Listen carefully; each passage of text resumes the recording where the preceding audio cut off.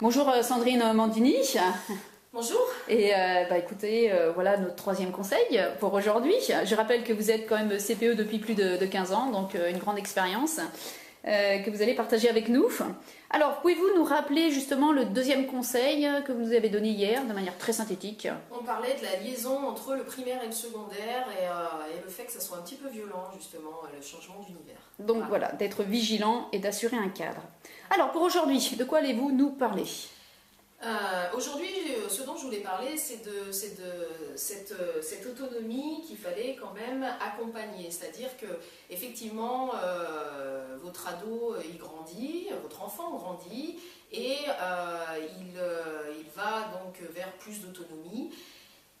C'est très important d'accompagner cette autonomie et de trouver la bonne distance, c'est-à-dire de rester vraiment en lien avec votre ado. Par exemple, c'est vrai qu'il faut que vous fassiez attention à ne pas essayer de devenir son confident. Le parent n'est pas le meilleur ami de l'ado, donc il ne va pas vous raconter toute sa journée avec ses petites confidences, etc. Pour autant, vous continuez tous les soirs à lui demander ce qui s'est passé dans sa journée, s'il a passé une bonne journée, ne serait-ce.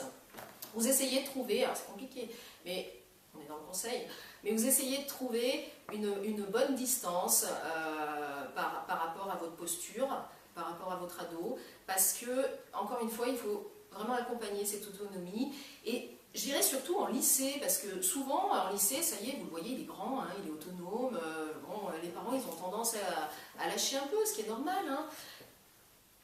Et ben moi, je pense qu'à ce moment-là, l'ado, il est vulnérable, vous savez bien que tout se rejoue, hein, à cet âge-là, et je crois que là, il faut vraiment prendre soin de rester en lien. Et vraiment, pile poil à ce moment-là, continuer à être très très présent. Alors, quand vous dites que justement, à ce moment-là, tout se rejoue, vous pouvez préciser?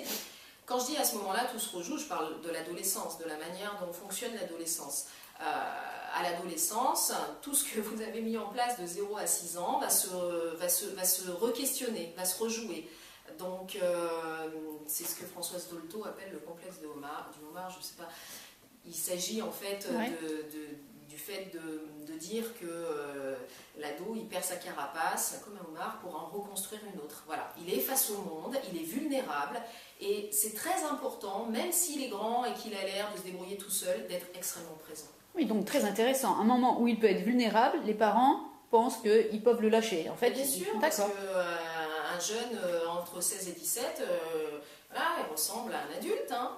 Et donc on a tendance, puis il réclame en plus de l'autonomie. Mais sachez qu'un ado, c'est très ambigu, forcément. Il a peur. Donc c'est un moment de grande fragilité, il faut être encore une fois vigilant.